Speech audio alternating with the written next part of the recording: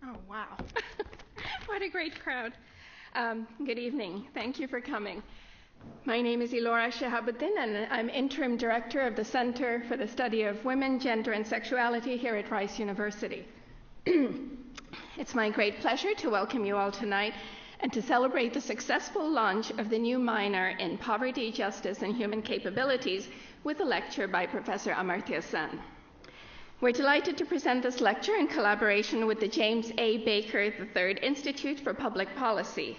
I'd like to thank Ambassador Edward P. Jurichian, the director of the Baker Institute, and Whitney Smith, and her special events team in the director's office for their generous support. I'd also like to recognize the enormous work put into planning and coordinating Professor Sen's visit by the staff of the journal Feminist Economics and the PJHC program, in particular Polly Morris, Christine Cox, and Ann Dayton. A special thank you to Raj Mankad of the Rice Design Alliance and formerly of the journal Feminist Economics for all his help. We are also grateful for the support of the School of Humanities. I'd now like to recognize and thank those of you in the audience who have become partners of the Center. Our partner support for the Center's mission and programs goes a long way. Partner support enables undergrads to conduct research that addresses the need of disadvantaged communities served by Houston's nonprofit organizations. Partner support allows students to extend what they're learning in the classroom about poverty and justice into summer internships with organizations across the United States, Latin America, Africa, and Asia.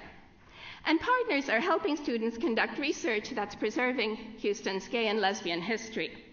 Our partners also make possible events such as tonight's. I invite those of you who haven't yet become partners to join the Center and become a partner of the Center. We have brochures around with information on just how to do that, as well as copies of our magazine and events calendar that will tell you more about the kind of work we do. The Center and the PJHC program are also on Facebook. This is recent in some ways, so if you'd like to keep in touch with us that way, you're welcome to do that. I'd also like to extend a special thank you to members of our advisory board, led by the fearless and hardworking Melanie Gray, who's here with us tonight. The support of the board members has brought invaluable energy and expertise to the work that we are doing, and they're spreading the word in Houston and further afield about the community resource we're building here. One crucial way in which the Center has been engaging with the larger community, initially only in Houston, but now in different parts of the US and indeed the world, is through our program in Poverty, Justice, and Human Capabilities, what I've been calling PJHC. The program was established in 2006 to offer students a multifaceted understanding of human well-being through a careful combination of coursework and service learning internship opportunities in the summer. In 2009, the PJHC minor was approved by the Faculty Senate. The minor emphasizes a capabilities approach, which considers what people are able to do and be. For example, live long, healthy lives and be active political citizens, rather than strictly what kinds of material goods they own and what their national income is. The students in the minor are expected to take courses from different disciplines and also spend a summer working with the disadvantaged community and have direct contact with the individuals. This combination of academic and experiential learning, through this combination of academic and experiential learning, students are able to get a deeper understanding of the structural factors underlying social and political inequalities and potential policy solutions. To date, 65 students from across academic departments at Rice have enrolled in the minor, and it is this success that we're celebrating tonight with this lecture, and many of the students are here in the audience. Personal note, I was fortunate to take two courses with Professor Sen as an undergrad, so I know you have a special treat in store tonight. My colleague Diana Strassman will introduce our distinguished speaker. Dr. Strassman is professor in the practice and senior research fellow in the humanities, and a core and valued member of the steering committee of the Center for the Study of Women, Gender, and Sexuality. She is the founding director of the program on Poverty, Justice, and Human Capabilities, the founding editor of the journal Feminist Economics, and a co-founder of the International Association for Feminist Economics, also called IAFE. Please join me in welcoming Professor Strassman to the podium to introduce Professor Sen.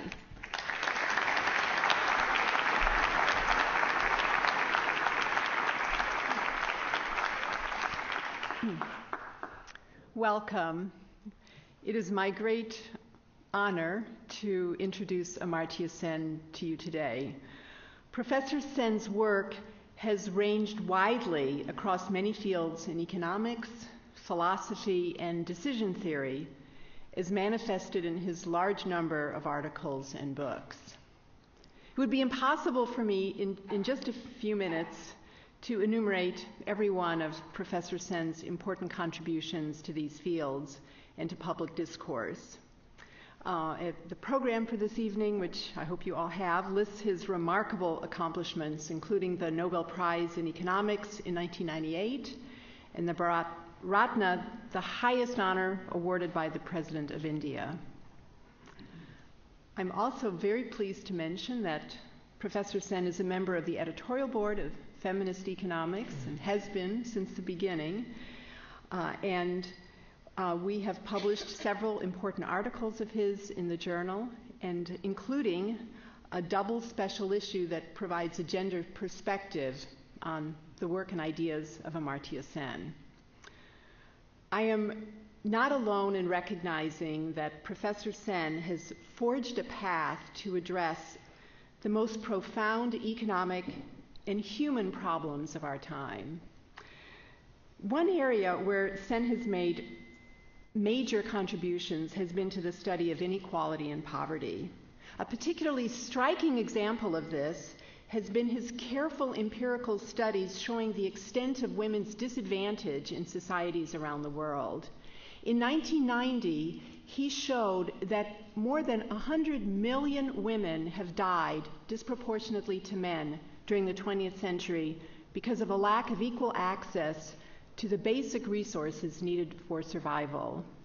This horrific death toll exceeds the combined death tolls of both world wars, the casualties of all famines of the past century.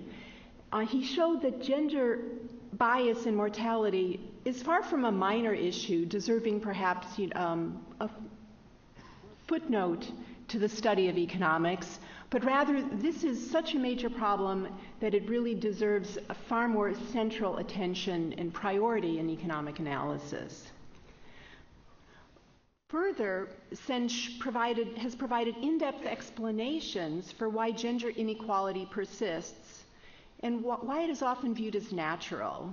He has pointed out that, for example, key to the operation and survival of inequality is the perception that it is just, even by those who are being disadvantaged by it, as sometimes or often can occur for such inequality to persist.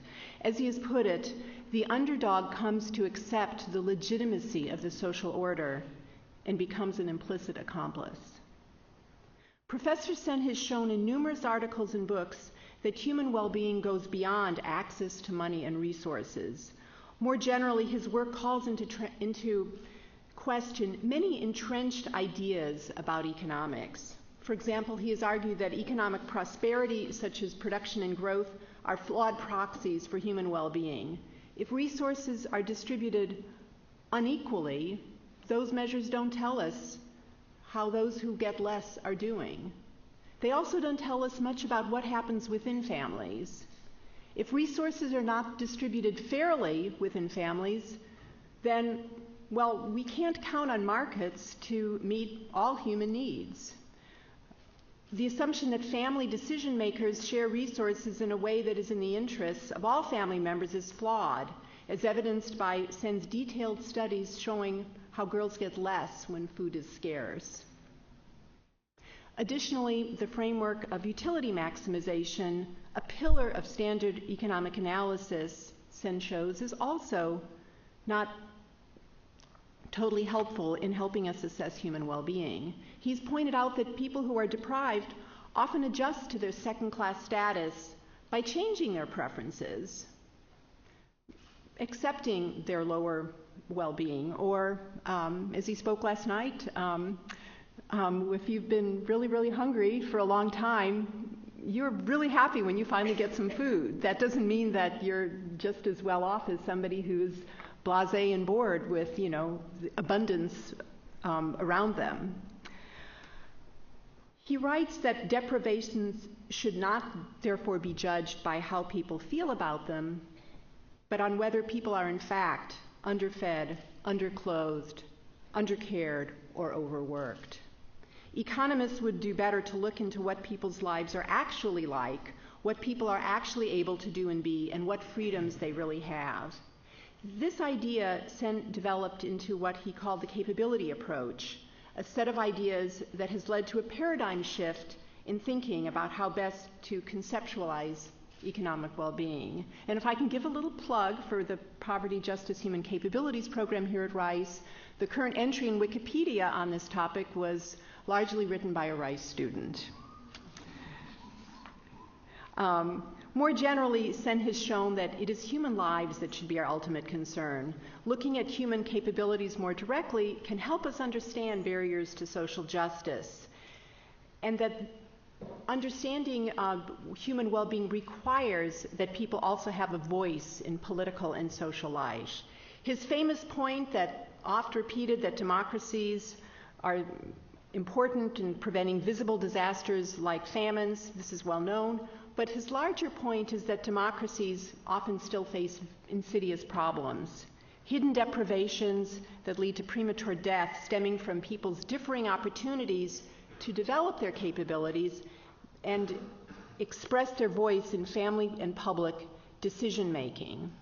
It's worth noting that Sen has called attention to the existence of inadequate democratic practices, not just in the developing world, but also in mature Western democracies, such as the US, where African Americans, for example, have substantially higher mortality rates than European Americans.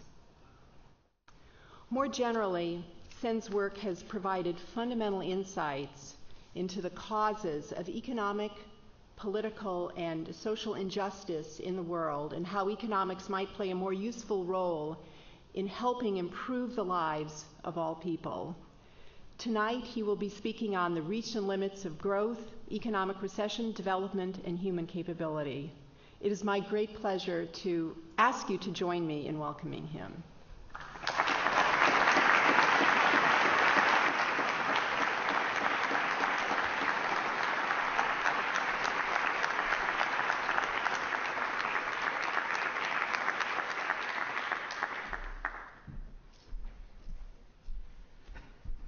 Well, it's wonderful for me to visit Rice University again. I've had the opportunity of coming here a number of times in the past and always enjoyed it, and always felt quite strongly stimulated by what's going on here. And of course, it's very nice to see an old student, Elora Sahabuddin, sitting there. It's always very rewarding for any teacher to see former student being very active and playing a leading role elsewhere. And I've always been a great admirer of Diana Strassman's work. She did a fantastic amount to get an unknown, relatively less known perspective, the feminist perspective, understood in the am I audible, by the way? Yeah. Understood in the context of economic thinking.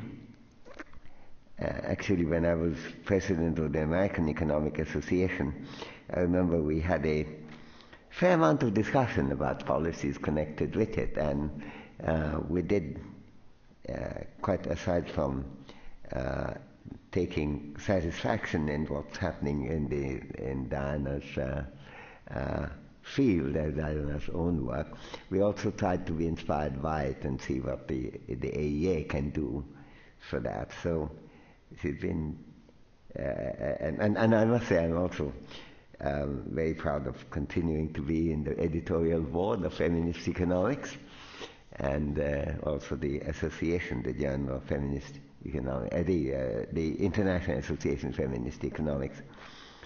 When I was having a working lunch with students today, Diana,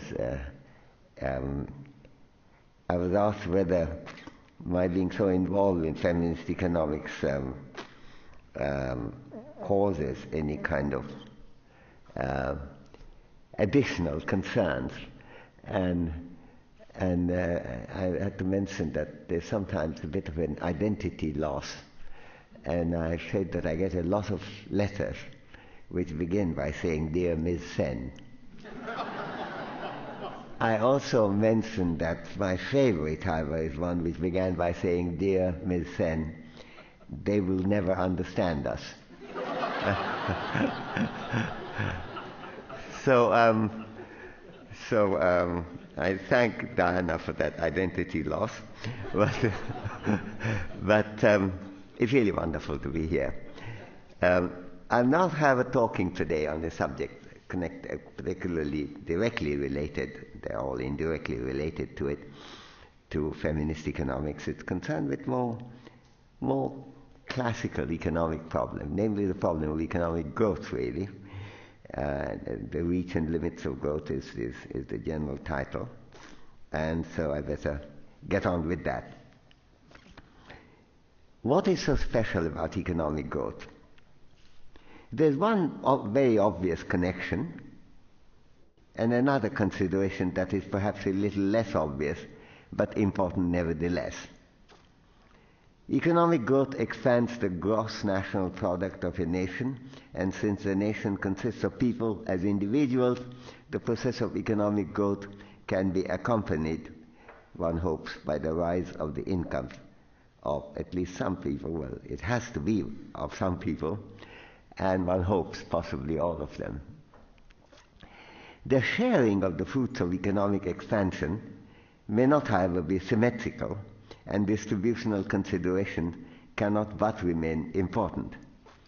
But subject to paying attention to the lives and freedoms of the persons that make up a nation, growth can be a potential source of benefit for all, since income is an important source of people's prosperity, well-being, freedom, and capability.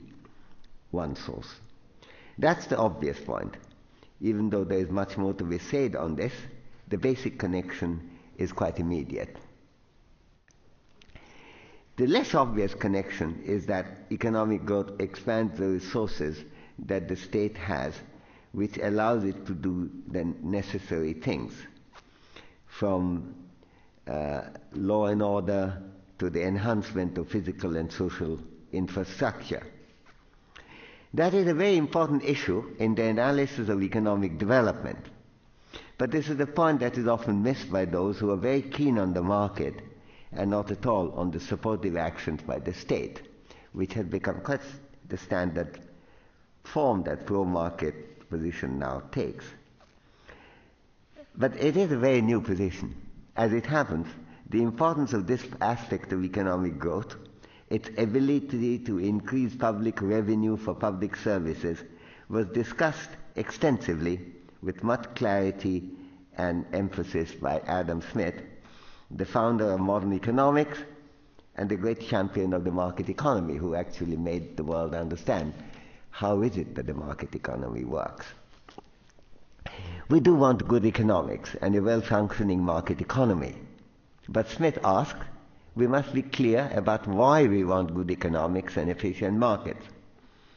Smith went on to explain that the task of political economy is, I quote from him, the pursuit of two distinct objects. I quote from Smith again.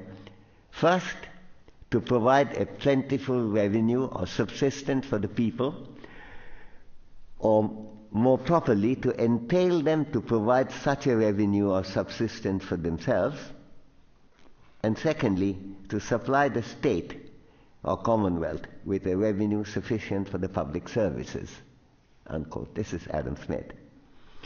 The importance of public services by the state is a big part of the reasoning why Smith wanted efficient market economy. The connection of growth and public revenue is important, the one to which Smith draws attention, not only for the removal of the adversities of developing economies, as I will presently discuss, but also for thinking clearly about good ways of reducing the burden of public debt and deficit in the Western world, in Europe and America. The former issue, that of economic development, is what I will discuss first, with special reference to China and India. The latter issue, that of the management of public debt and deficit, will be the subject of the latter half of this lecture, with special reference to America, but particularly Europe, for both of which this connection is central, but very often badly neglected. I begin with noting that economic growth, in the sense of the increase of national income or the gross national product, the GNP, is not the same thing as economic development, which must be concerned with the quality of lives that people can lead and the well-being and freedom that they enjoy. At the heart of the distinction is the point that Aristotle made more than 2,000 years ago, that we have reason to seek income and wealth not for its own sake, but for the sake of other things that we want to achieve. As Aristotle put it in Nicomachean Ethics, I quote, "Wealth is evidently not the good we are seeking, for it is merely useful, and for the sake of something else," unquote. So the ultimate objective of economic development cannot be the growth and expansion of income or wealth for its own sake. They are only derivatively desirable for the sake of achieving something else, something we value for its own sake, like the freedom that we actually enjoy to lead the kind of life, the good life that we want to lead. Development has to be judged by how it expands our freedom to do things that we have reason to value. So economic growth is not the same thing as economic development. That's fairly straightforward. But economic growth, nevertheless, can greatly help to achieve economic development, depending on what use we make of the fruits of economic expansion. The use of these fruits is indeed one of the central issues of development economics. The process of enhancing development through growth can work, and work magnificently. And in a joint book with an old friend of mine, Jean Duez, called Hunger and Public Action, which we published in 1989, I call this, quote-unquote, growth-mediated process of development. There is, of course, also the important issue of sustainability of growth, which demands that we pay attention to environmental concerns. And that has to be taken into account. But sustainable economic growth can be a huge force, not only for raising incomes on a sustainable and a durable way, but also for enhancing people's living standards and the quality of life also in a durable way through raising human capabilities and freedoms. This is an important part of development economics, but it can work very efficiently for many other objectives as well. That is the process of growth and generating the results. The growth-mediated things is not just development, but also other things, such as reducing public deficits and the burden of public debt. These growth connections deserve emphasis not only in Asia, Africa, Latin America, but also, as I shall presently argue, very much in Europe and America today. Yet it is also important to recognize that the impact of economic growth on living standards can be much enhanced by supportive public policies making effective use of the fruits of growth. Furthermore, there are aspects of development that are largely independent of, technically as they put it, orthogonal to economic growth. For example, the practice of democracy.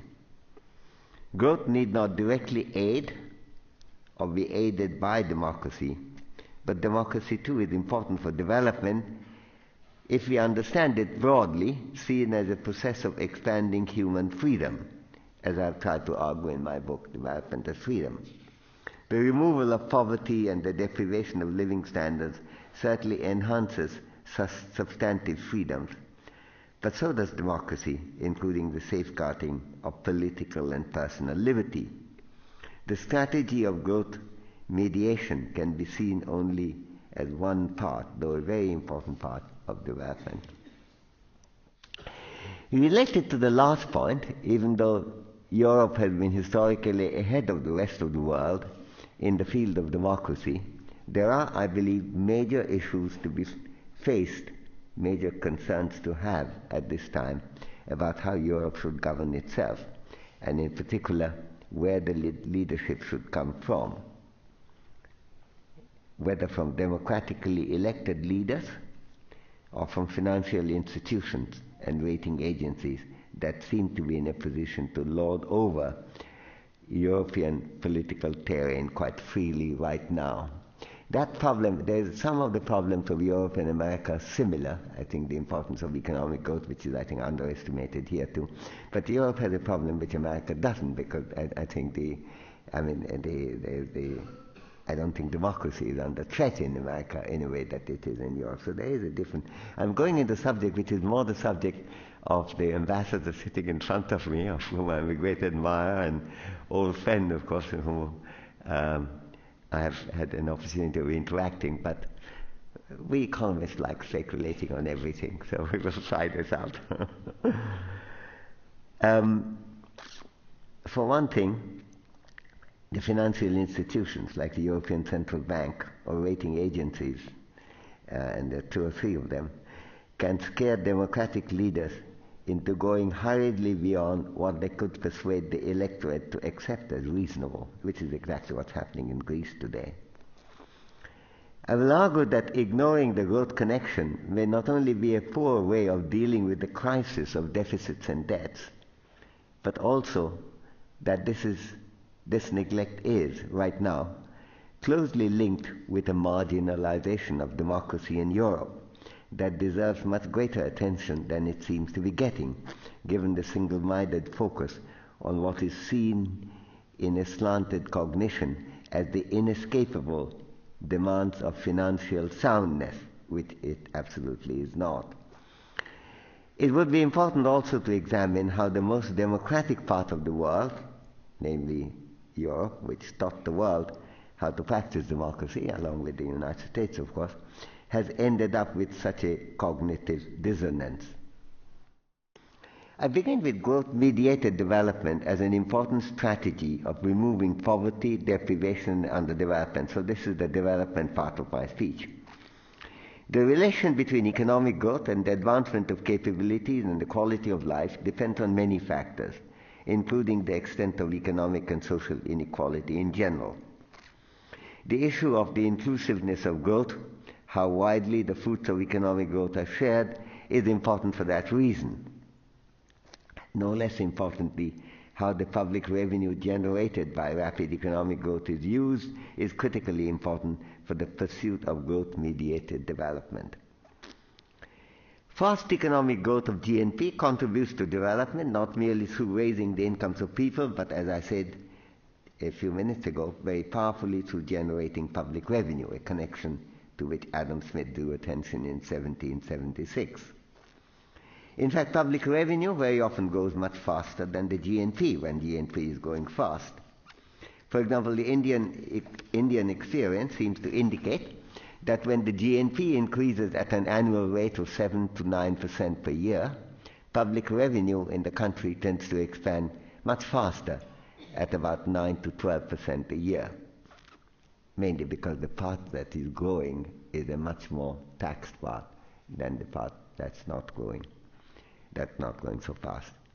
The gross tax revenue, for example, of the government of India now is more than 4 times, after correcting for price change, what it was in 1991, 20 years ago, at constant prices, a considerably bigger jump than the price-corrected GNP.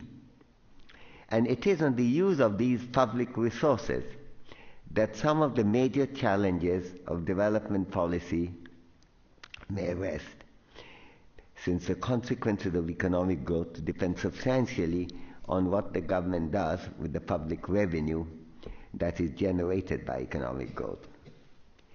There are interesting and important contrasts in the policies followed in different countries in making use of the opportunity provided by increasing public revenue. I have illustrated this contrast in a recently published essay in New York Review of Books by comparing China and India in terms of public expenditure in pursuit of better quality of life for their people in fields such as public health care and public education. China seems to be making much greater use of this opportunity for development purposes. It didn't for a while. After the economic reform of 1979, there was a wholesale withdrawal from the government, which would have made the Tea Party proud of China's movement in 1979. But there was, from about 2000, there have been a change, and a vigorous change from 2002. And so it's very different now. China does, of course, have a larger population. For example, government expenditure on healthcare in China is nearly 5 times that in India. Government expenditure, not total health expenditure. China does, of course, have a larger population and a higher per capita income than India. But even in relative terms, while China spent nearly 2% of GDP on healthcare, the proportion is only a little over 1% in India. China has significantly higher values of most social indicators of living standards than India does, such as life expectancy, 73.5 years in China, 64.4 years in India. Infant mortality rate, 17 per thousand in China, 66 in India. Mean years of schooling, estimated to be 7.5 years in China, compared with only 4.4 years in India. The coverage of immunization, 97% of the Chinese children are immunized with the DPT vaccine, the triple vaccine, in contrast with India's meager figure of 66%. While India had nearly caught up with China in terms of rate of economic growth, it seems quite far behind China, both in terms of the use of public resources for social support and in the values of the related social indicators. While there are also undoubtedly other factors behind the China-India contrast, the differing use of the fruits of growth for social support would seem to be an important influence in this contrasting picture of achievement in the quality of life as far as these indicators are concerned.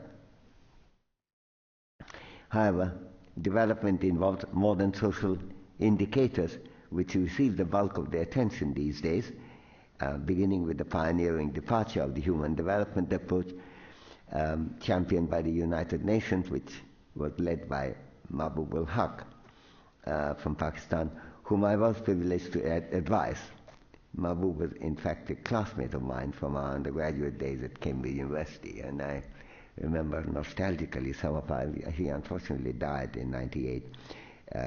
We talked about it even when we were undergraduate at that time, but he then decided to do something about it and called me up and said I must drop everything and come and help him.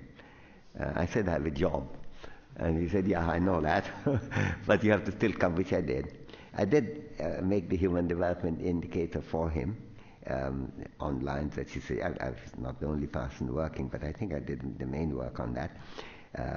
But it was being driven by Mahbub looking for a very simple indicator. And even though I did produce the human development indicator, when I criticize it, I don't regard it as committing infanticide. Because it has its purpose, which Mahbub used very skillfully, to draw attention to all the tables, as he put it to me once. You see, he often used to call me up, and I told him that I can do a single one-number indicator, but it will be vulgar.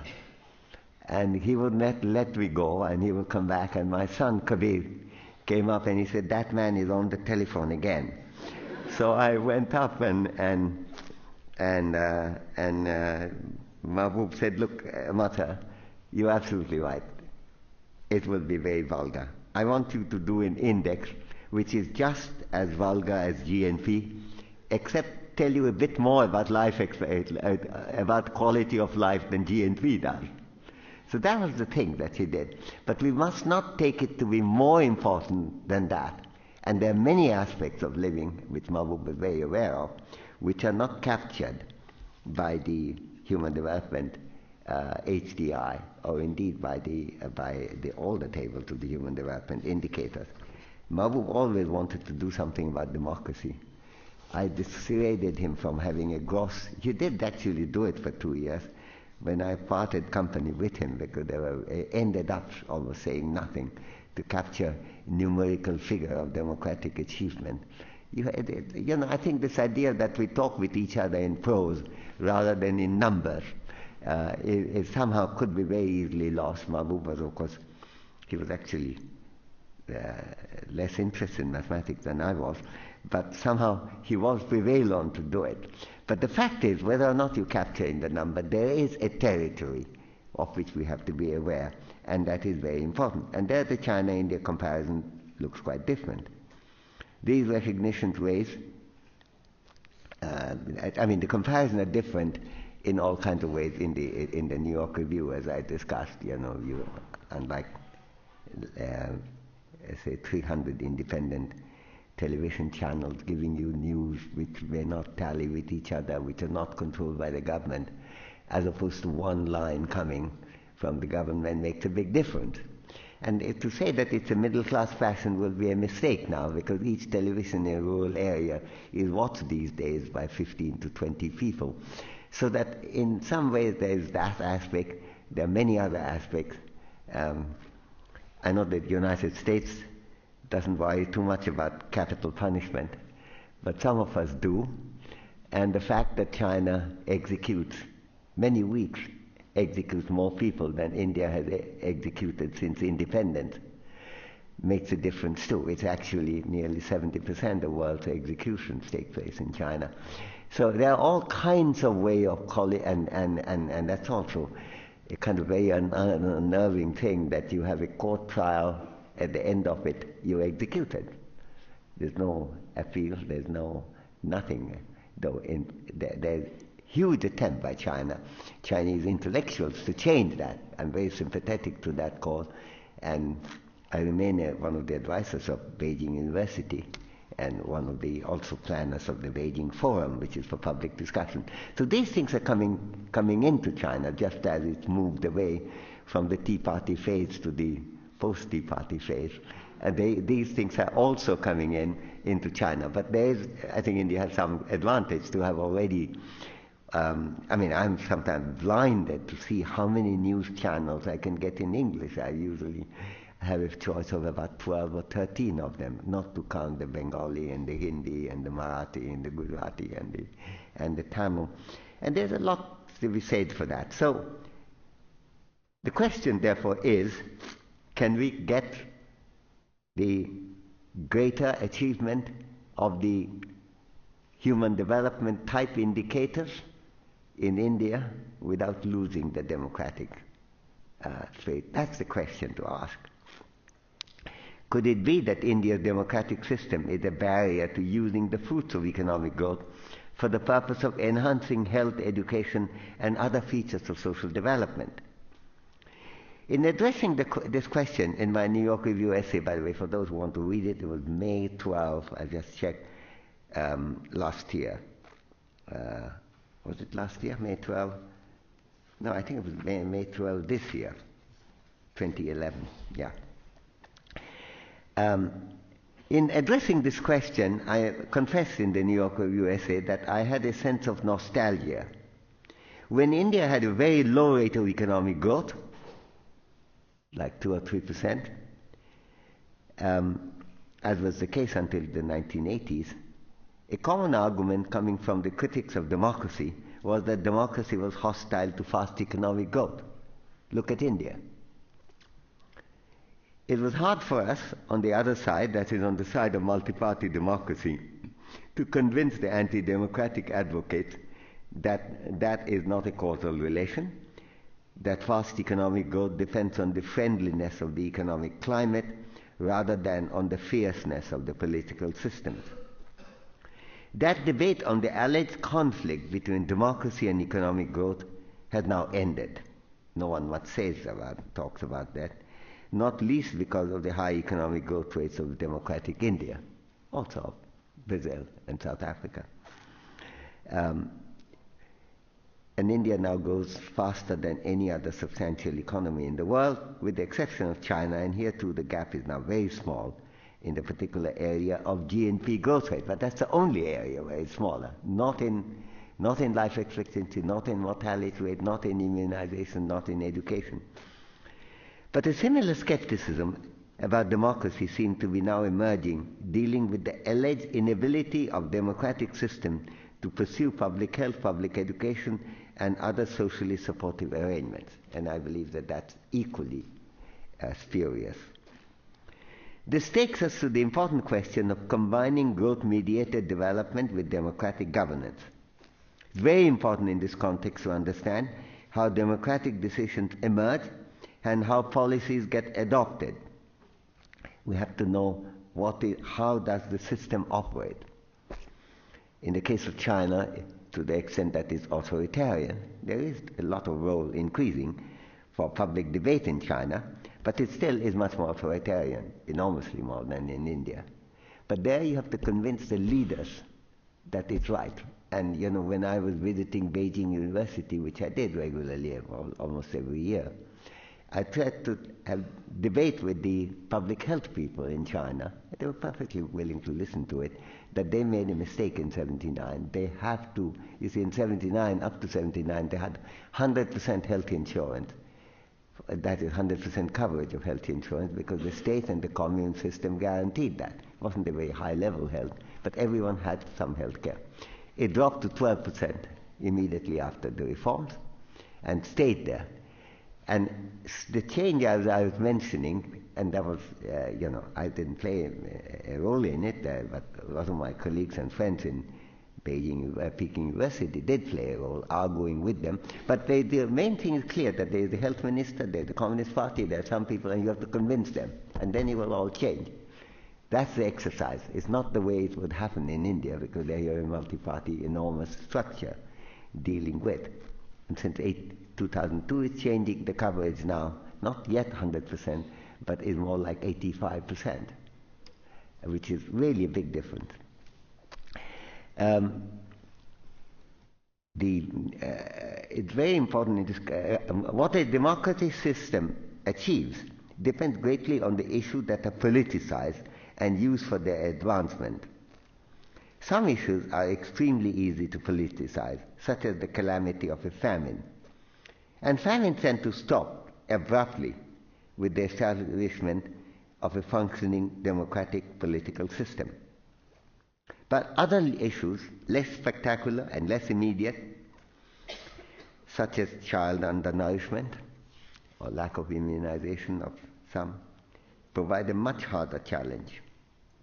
Using the democratic means for remedying inadequate coverage of public health care, non-extreme undernourishment, or inadequate opportunities for school education demands more from the range and vigor of democratic practice in India, including media sensitivity to these issues. Relatively authoritarian systems are able to change quickly their policies when their leaders want that. And it's to the huge credit of the Chinese political leaders that they have focused so much on social intervention in education, healthcare, and other supportive mechanisms to advance the quality of the life of the Chinese people, beginning from the end of the 90s. There was a hiatus between 79 to the mid-90s. But authoritarianism does not, of course, provide any kind of guarantee that the social commitment will undoubtedly emerge. It has emerged in China, it has not in North Korea or in Burma. Democratic system gives a guarantee that when you win the battle, it will be stable. And that stability, non-fragility, is again not clear. China has gone through periods. It generated the largest famine in world history, 30 million people dead, between 59 and 62. that happened at the failure of the Great Leap Forward, but lack of governmental initiative, and not a single newspaper carried any editorial attacking government policy, while tens of millions were dying each year. So the question, we do want a democratic system and to understand how it works. There is in fact no real barrier in combining multi-party democratic governance with growth-mediated development. But what would be needed is much greater public engagement in the central demands of justice and development through more vigorous practice of democracy, what Walter Bagehot and John Stuart Mill saw as quote-unquote government by discussion. As it happens, public debate is in fact quite powerful in India. But the range of engagement has often been very limited. I'm glad that corruption has become a big issue now. The India-China comparisons that frequently appear in the media tend almost invariably to concentrate on the horse race on the relative rates of overall economic growth, with questions that are asked are not about immunization and child undernourishment, but will India overtake China in GNP growth? If so, when? Through this concentration on GNP growth, comparisons of quality of life related to life expectancy, education, and other concerns tend to get thoroughly neglected. Underlying this dialogic narrowness, there is a social picture. A big part of the Indian population, a fairly small minority, but still quite large in absolute numbers, maybe 200 million or so, which could be more than great many countries put together, has been doing very well, indeed, through the process of high economic growth alone. They do not depend on social mediation. In contrast, more vigorous mediation would be important for other Indians, that may be 800 million or so plus, who have various deprivations that need addressing, and they need the public services for the reason that Adam Smith, in a situation in Britain like that of India today in 1776, talked about why public services are needed. Many of them are even undernourished, unschooled, and medically uncared. The gains of those who have done well are, of course, positive achievements, and there is nothing wrong in celebrating in their enhanced quality of life. And it is important to recognize that they have generated quite a flourishing literature, music, film industry, even theatre, which are the product of the successes of these 200 million or so. Absolutely not in favor of neglecting them. But an exaggerated concentration on their lives, fed partly by media interest, gives an unreal picture of the rosiness of what's happening to Indians in general. And the American, European papers repeat that too. And this does not help a broader public dialogue. Since the fortunate group includes not only business leaders and professional classes, but also the bulk of the country's intellectuals, the story of unusual national advancement gets widely and persistently aired. There's a strong need for determined broadening of the democratic political agenda, and so there is for moving the rhetoric of China-India comparison from an obsession with comparative growth rates of the GNP to the contrasting achievement in the quality of life, in education, in healthcare, in nourishment, in immunization, where China seems to lead and increasingly leads by a longer margin, paying attention at the same time, while we learn from China, paying attention also to the practice of democracy and the safeguarding of personal and political liberties in India seems to have a clear advantage. But you cannot achieve that unless the way a democratic system goes to make it a part of the public discussion of the democratic political parties and part of the electoral engagement, like in the United States. Given the nature of Indian democratic politics, a social concern can become effective only by making it an integral part of the democratic process. including media discussion and political debates. I move now to the field of from the field of development economics to that of policies that deal with recession and public expenditure and public deficit and debt, like in Europe. I would argue that the critically important role of economic growth in helping a country to reduce and eliminate its deficit and to cut down the size of public debt is being persistently neglected. There are lessons from history here. The big public debates of many countries when the Second World War ended caused great anxieties. I was a young kid then in school when the war was ending, in my early college days. Will it be possible for Britain to pay back the huge debt that it had accumulated during the war? But the burden diminished extraordinarily rapidly thanks to fast economic growth that we saw in the 50s and the 60s. By the end of the 60s, it was all gone. Similarly, the huge deficits that President Clinton had to face when he came to office in 1992 melted away during the 8 years of presidency, largely because of the speedy economic growth of the American economy. Since much of Europe, along with America, is engaged right now in achieving quick reduction of public deficit and debt through drastic programs of public expenditure reduction, it's very important to examine what the likely impact of the chosen policies may be, not only on human life, but on economic growth. If the demands of financial appropriateness are linked too mechanically to immediate cuts in whatever can be cut, the result could be the killing of the goose that lays the golden egg of economic growth and the related flow of public revenue. This concern applies in somewhat different ways in a number of countries, varying from, say, Britain to Greece. I take those two examples from Europe because they have, both of them have been, in case of Britain, they voluntarily chose a severely curtailing reading. Almost everything that can be cut is being cut right now.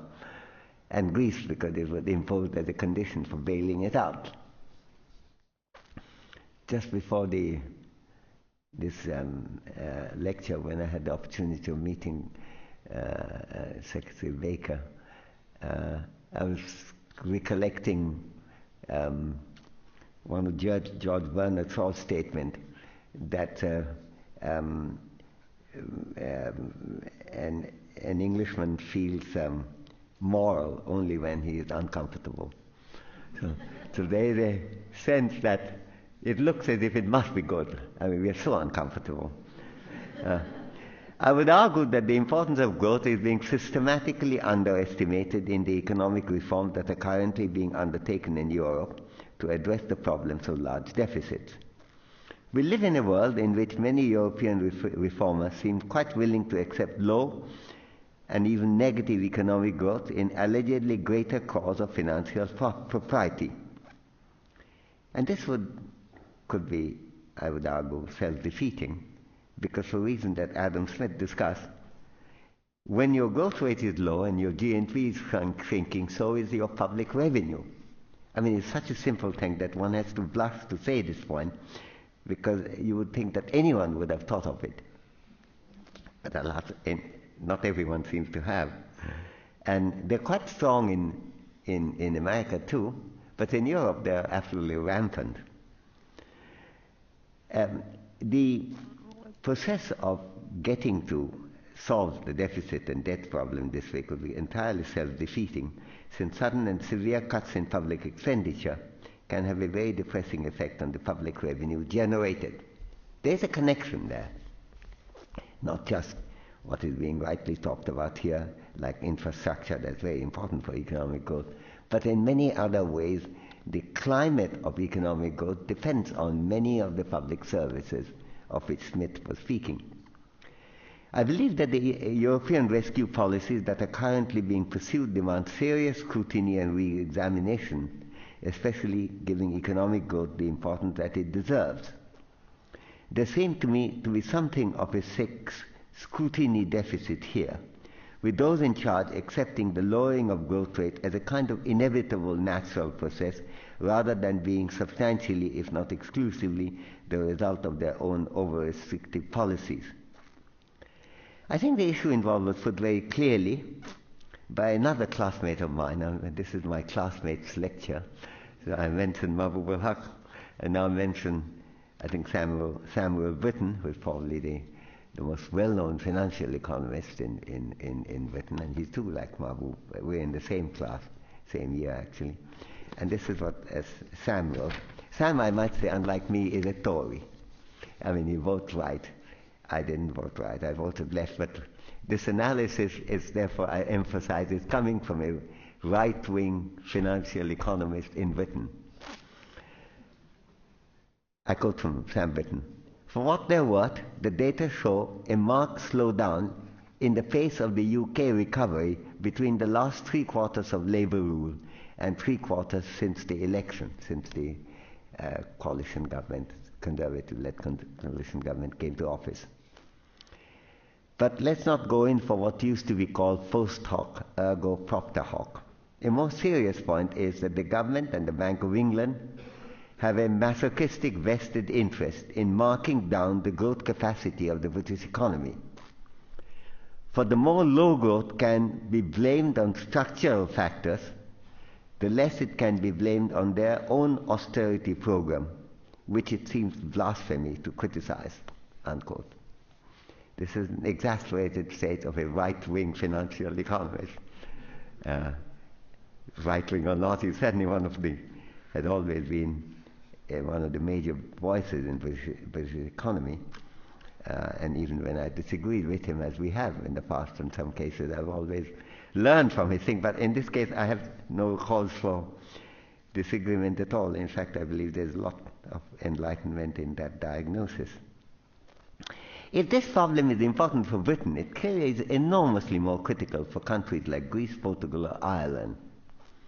Britain at least runs its own economic policies, and if some policy move proves to be a misadventure, Britain can correct that policy without external constraint, though I have to say so far it's been rather slow to do so. That freedom Greece does not have, mainly because it is in the European Monetary Union, but also because of the psychology of bond markets and the philosophy of dominant financial institutions. Given its financial state, Greece has to obey the rules that are being imposed on it. Even if the culpability of past mistakes does not rest exclusively or even primarily on the present leadership of the Greek government, the political leaders in office today do not have much choice if they want to play the game of the world market rather than going for some really radical change, such as exiting the Eurozone, which would tend to cause a huge problem for Europe in addition to whatever difficulties Greece may have to face. The fact that Greece had neglected to be adequately prudent in its past economic policies would be hard to dispute. That's definitely the case. And there are clearly many corrections that would be needed sooner or later. However, good economics, I put on my pedagogic hat now, demands not merely good diagnosis of what to do, but also of when to do it, and at what speed. If an attempt to reduce the burden of deficit too fast through restrictive policies also cut down the growth rate sharply, and the Greek growth rate is now -6 or -7% a year, minus, I emphasize, the resulting reduction in public revenue could make the controlling of deficit that much more difficult. Any technical economist here would know the big problem in general equilibrium theory: is there an equilibrium? And the question is, will there be an equilibrium reached this way?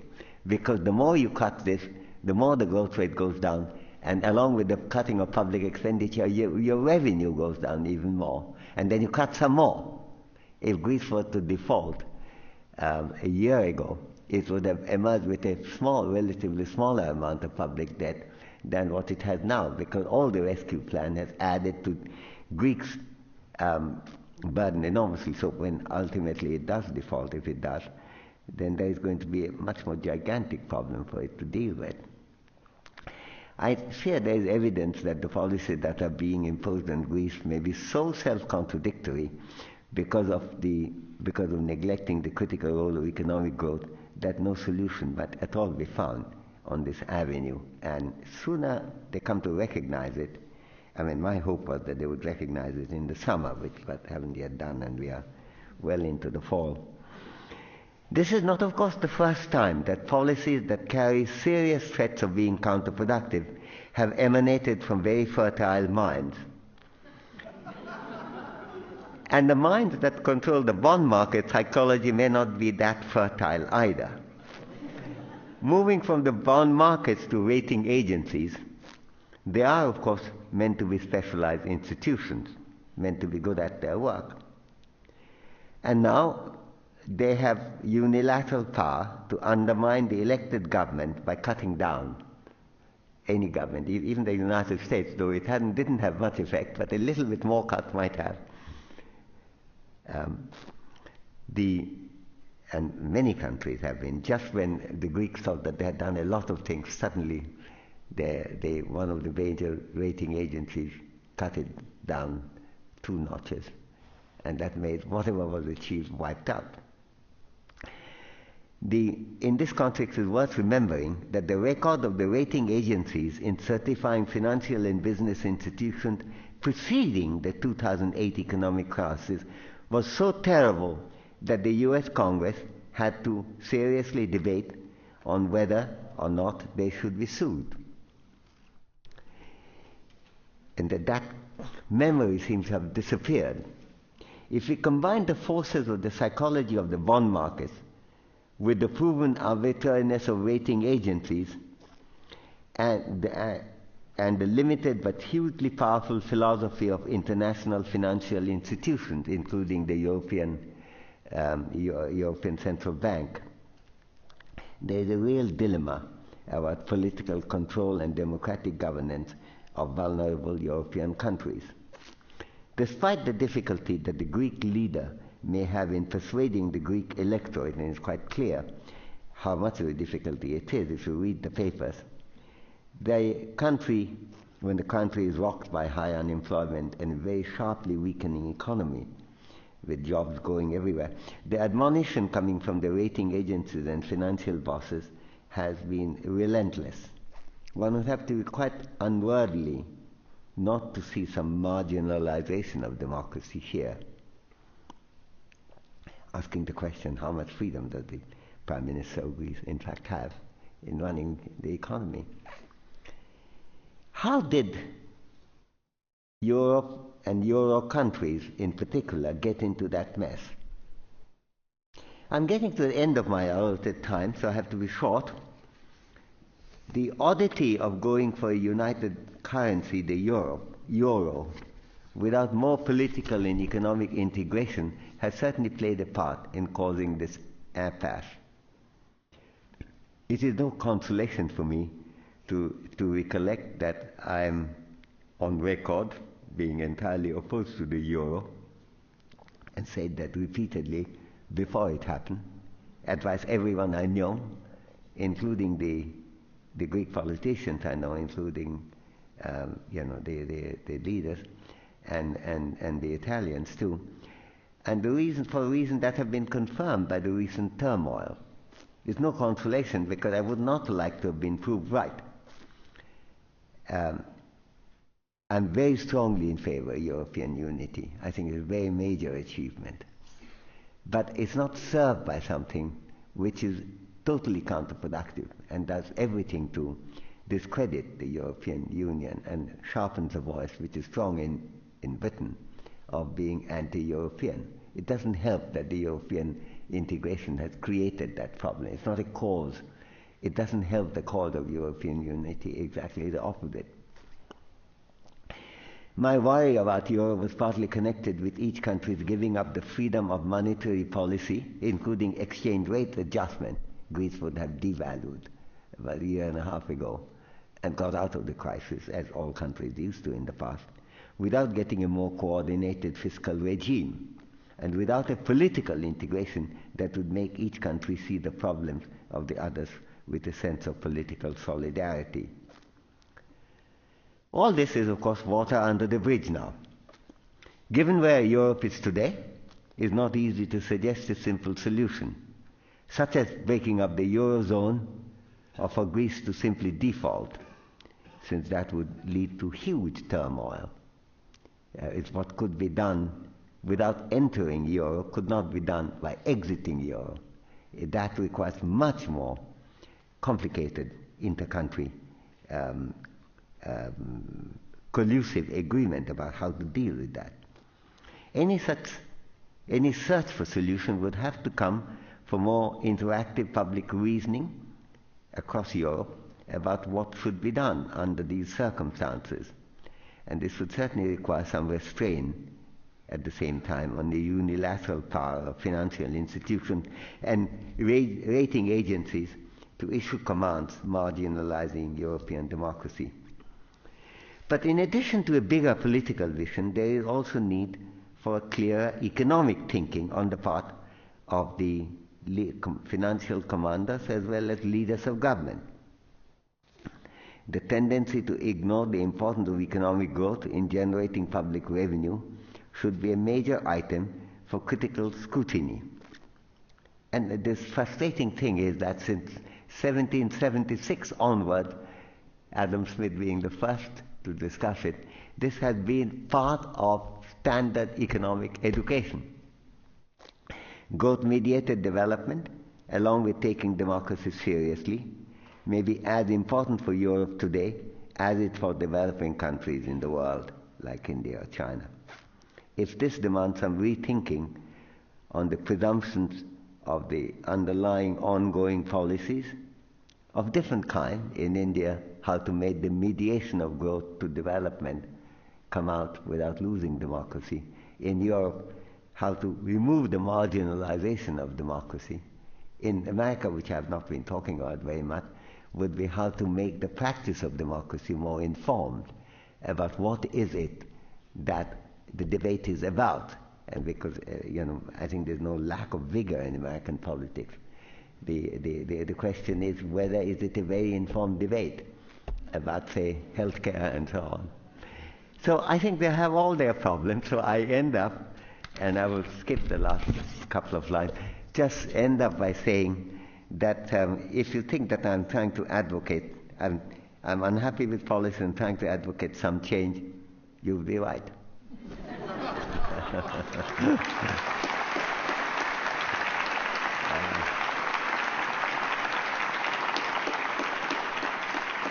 So what happens now? Am I going to get a chair? Yeah, I need some because of my metal knees. Titanium, I recommend it, but you can run around easily, but you can't stand at the place. Okay. I don't care, wherever you place me. Yeah, okay. Do you want to get a chair and be the leader of the session? Okay. No. You can do it from the podium. Oh, yeah, that's easy. Okay. So, Good, thank you. Does that work? So I'd just like to say a few words. I know there are many of you who would like to ask questions, and if you could try to just ask one question and make it a question, not a commentary, you would make Professor Sen very happy. So would you like to ready? So who would like to? Well, there's someone ready to ask a question. Go ahead. My husband says no. I thought an economist should use it. I think we have the mics set up that people are standing in front of. But Françoise, why don't you go and stand in front of the mic? Are there other questions? There are other people, but No, then first other. Okay. Well, you go ahead. Professor Sen. But you must come to your question, though. Well, thank you so much for your talk. And I apologize if you've already addressed this recently, but I'm wondering, what wisdom you could offer the folks that are out in the streets right now in the Occupy movement as they're developing their policy handle. What words of advice would you give? Thank you. You know, I wish I could be very intelligent about it. And after criticizing some democratic politics being less informed, both in India and in America, I should not pontificate on the subject. I've not been able to study very much. I was in China until day before yesterday. And I just came back, and then I gave 3 lectures and in Harvard, and then came here, and I've been giving lectures since then. Roscoe Chapel yesterday, which I've enormously enjoyed and very moved by, and today too, very excited about that. So I haven't been able to study, but let me say what my take is, which is a very limited take, which is this, that democracy requires expressing points of view that are important whether or not they're correct. I think whether the political program of Occupy Wall Street is correct, and some people wanting to get rid of Wall Street altogether and the stock market, whether that is correct is a different issue, and I think I probably wouldn't agree with that. On the other hand, the idea of bringing to attention the fact that there are huge inequalities and have been increasing inequality, that the rich have been getting their way in a way that the poor have not. That's a very important service in generating public debate. So in the context of my talk, that's where it fits in. And this much I can say, even on the basis of reading of 2 or 3 days papers. I got stacks. My wife had kept all the New York Times when I was away as to how it began, what happens in this park or that, what did the cleaning people do or did not manage to do in the park, and so forth. I'll catch up on that, and then maybe I'll drop you a line. But at the moment, I would say that it had broadened the dialogue in a very welcome way. And I said that yesterday in the Rothko Chapel, where there were very many interesting questions as well, like yours. And that if you look at, there are a lot of movements like the anti-globalization movement, which is, of course, quite a lot of the slogans are impossible to live with. At the same time, the anti-globalization movement did a major thing in broadening the debate as to don't just look at how successful your economy is, what is it doing to the poor across the world. Now and it's not an anti-globalization movement. Indeed, as I said yesterday, the anti-globalization movement is the most globalized movement taking place in the world today. People coming from everywhere, getting together in Seattle, Genoa, and London, and protesting about something. But so you have to judge them not by the slogans, and the same thing would apply to Occupy Wall Street, but what may be called the central motivation behind, and the central concern behind. And if the central concern is inequality, the central motivation is to do something about it through public policy and through political movement, I celebrate that. That doesn't require me to agree with I don't think I would abolish Wall Street necessarily, and I won't abolish the stock exchange either. I'm supposed to give one of the more publicized lectures at the London Stock Exchange in a couple of months, and I hope it doesn't get abolished before that event. Thank you. Next question. But thank you very much for your question. Dr. Sen, as you are in the energy capital of the world, I thought I might cast your attention to the vast unfreedom of energy poverty, the 2 billion people that lack access to modern energy. What sort of thoughts or approaches might you offer in terms of how to tackle this unfreedom? Thank you. Well, I'm concerned about the issue of sustainability, and I'm concerned about the environment. But I'm not an expert on energy policy. I'm always very flattered when people indicate that they think that I know more than I do. But I think you should ask that to somebody who has studied the energy industry. So I'm afraid I have not, and I cannot really give you an answer to the question. It's difficult sometimes to, get people to concentrate on what I was trying to say here. And I wasn't talking, I am concerned, I didn't have one sentence on sustainable development. Indeed, I've tried to talk about it, but not so much about the energy side, but on the pollution side, about Copenhagen and so on. There I have some thought, because I think the failure of Copenhagen was the failure of an international public dialogue. It was an attempt to get an agreement without that dialogue, which was a total failure. That fits into what I'm discussing. The energy policy, I think it would be a waste of your time to listen to me on energy. So if I start talking about energy, go away, because you can do something more useful than hearing me on that. Dr. Sen, could you comment on the relationship between income inequality and economic growth? Could more equal income distribution lead to greater economic growth, or is there necessarily a conflict between these two goals? No, I think the world experience indicates that there's a variety of cases of different types. For example, South Korea had a very fast rate of economic growth with considerable relative equality, not equality, but not very high inequality. Did not have enough provision for security as to whether everything is going up and up is fine. What South Korea found out when the crisis of 1998, 1997, 98 came, is that they didn't have protected for it. And that was one of the two slogans of Kim Dae-jung, who was elected in South Korea on a democratic platform. And the two platforms were democracy and social security. So, but South Korea, on the other hand, had high levels of, very low level of inequality. On the other hand, China, certainly inequality has increased quite dramatically. In India, it has also increased a little. In Russia, it has increased a lot without the economic growth that the Chinese have.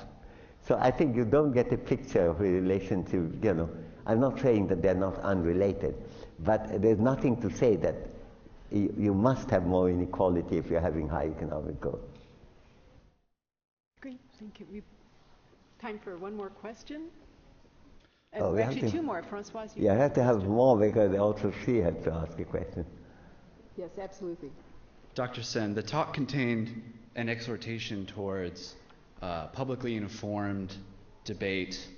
You even quoted Mill's government by discussion. Of course, John Stuart Mill is on record as being in favor of weighted democracy. But if we take universal general democracy as a guiding assumption, how do we actually start to make progress towards properly informed debate given the state of our democracy? I think that's a very interesting and important question. I think the thing to do is not to regret the fact only that there is not enough information. You have to do something about it. And I think the great thing about democracy is just that you are able to place what you know, what you understand in the domain. And when I was celebrating the Occupy Wall Street thing, they were asking answers to certain questions. Even though their own answers may be mistaken, they're generating a debate on some subject on which more answer has to be sought. And by the way, the reaction even from quite powerful industrialists in this country have not been one of total hostility. There have been recognition of the legitimacy of the question. So I think the way to deal with it is the way democracy always demands. It's a laborious way. There's no shortcut. You see, I think the great thing is that dictatorial methods provide huge promise of a shortcut. And everyone is tempted. You hear that, if you gather, it has not happened yet, but I've often go to a gathering where there are a lot of, my countrymen or Indians who are here, or may not be, like me, still continuing to be an Indian citizen, and therefore standing in long, long queues before you enter any country and get a visa from every country you're visiting.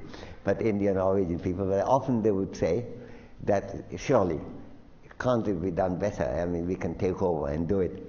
But the fact is that that's always a temptation. Namely, I can do it better. And if I was in charge, if I was a dictator, I could do it. But you see, that way lies all the things that happen, including North Korea and Burma and Sudan and so on. So I think there's no alternative but to engage. in the media in particular. And for me, the important thing also has been on this growth question, to get the debate off the horse race of growth rate between China and India. Some people say I was suggesting that we shouldn't compare India with China.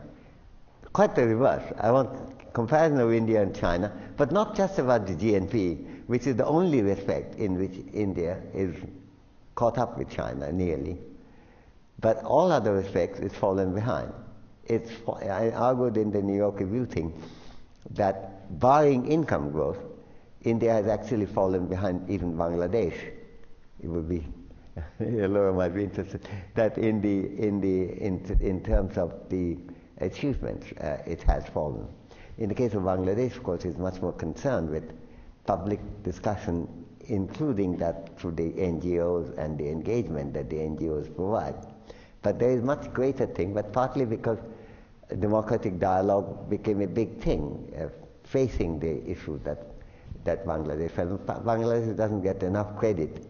I was discussing just before this lecture, for the fact that it succeeded in having secular democracy and re-establishing it in a way that has happened hardly anywhere in the world. But along with that, there have been much more discussion about education, healthcare. Every time I go to Dhaka, I'm impressed to see how many more relevant questions are asked, rather than being asked, when will India overtake China and rotate? And I said, I don't know, I don't care. And I'm not going to waste my time and yours discussing that. So I think your question is exactly central.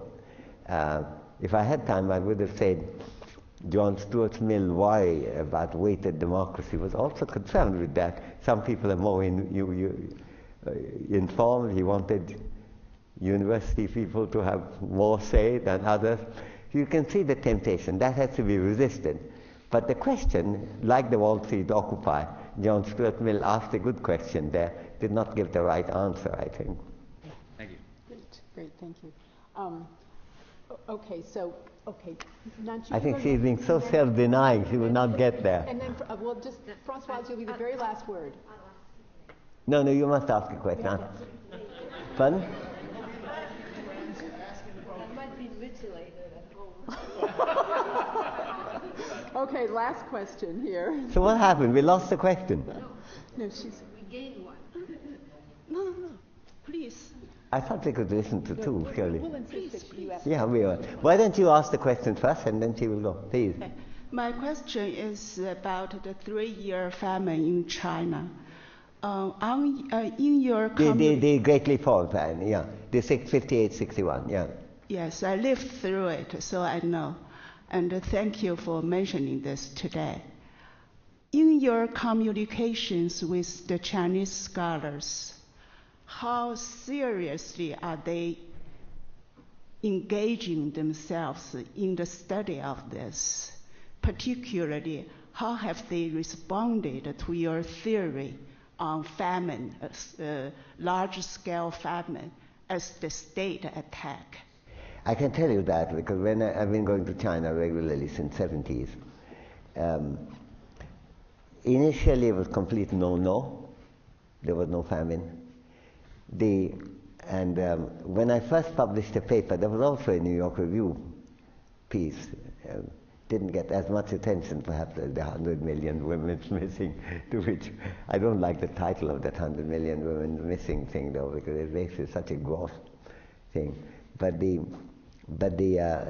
was I read an article in which the China famine figured, and at that time my estimate was 16 to 17 million dead, which I now know was an estimate.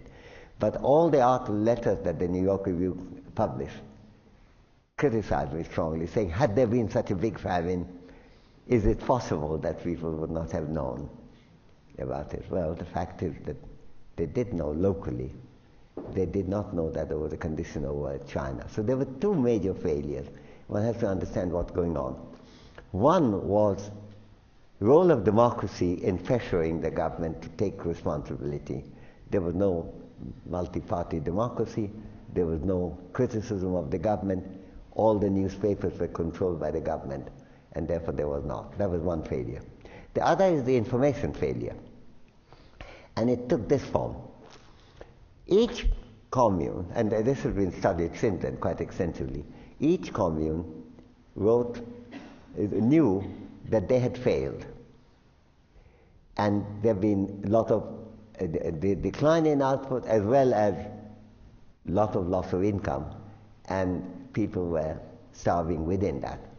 But they read in the paper that every other commune had succeeded in the country.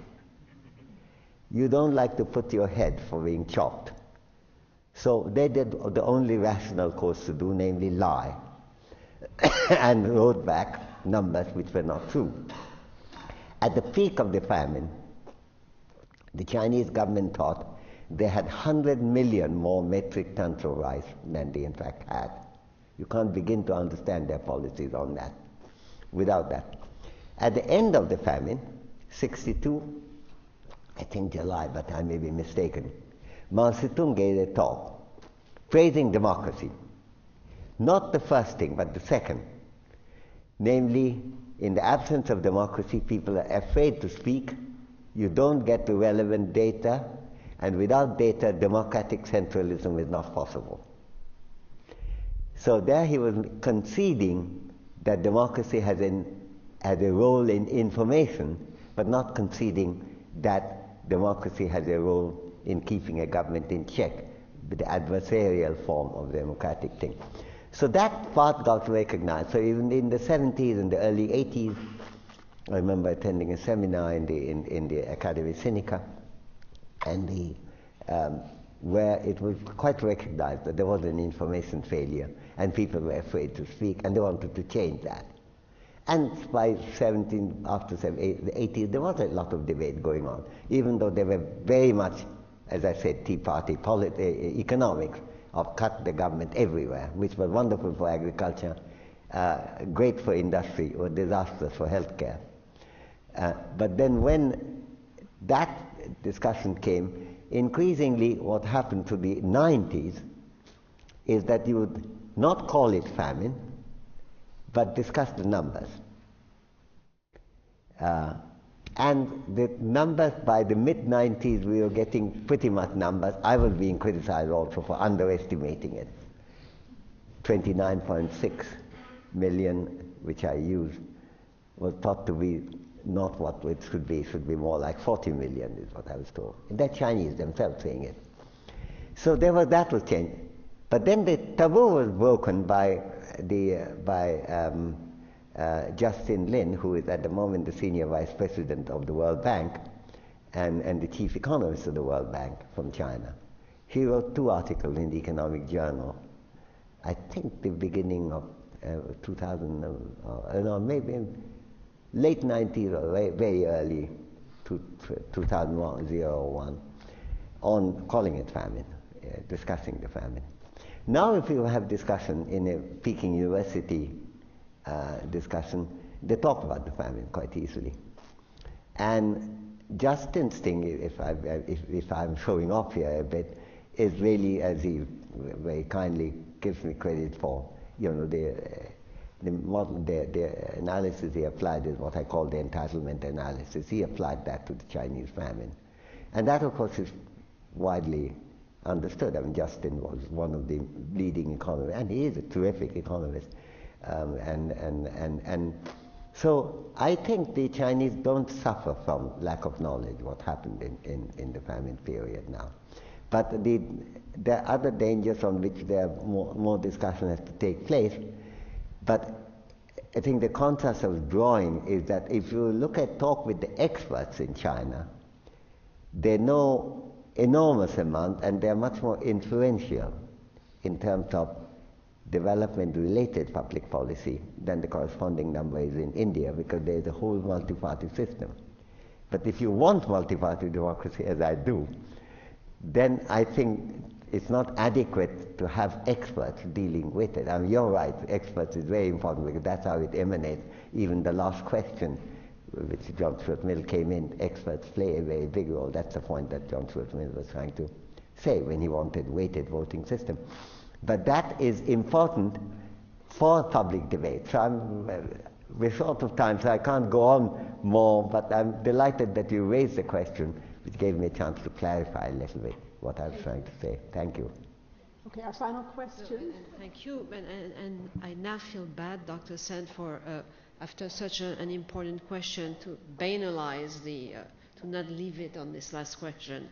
Mine was about your statement concerning the Eurozone and how you see that it would be much more difficult untangling it than having created it. And I actually had two questions. The second one being, what did you take away from your speech at the end? What do we take away from the speech? What did you not tell us? What did I not tell you? Well, I tell you that when there was the Eurozone, this is a gossipy part of it, the Eurozone,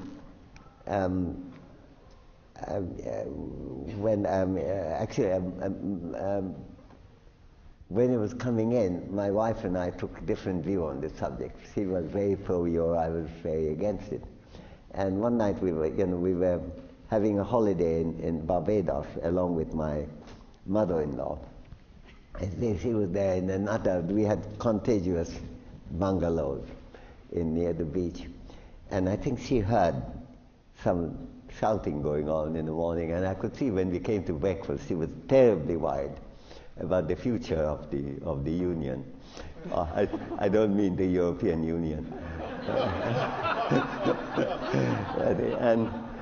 And so she gingerly dropped the question saying, "Were you up quite late last night?" And I said, "Yes, I was."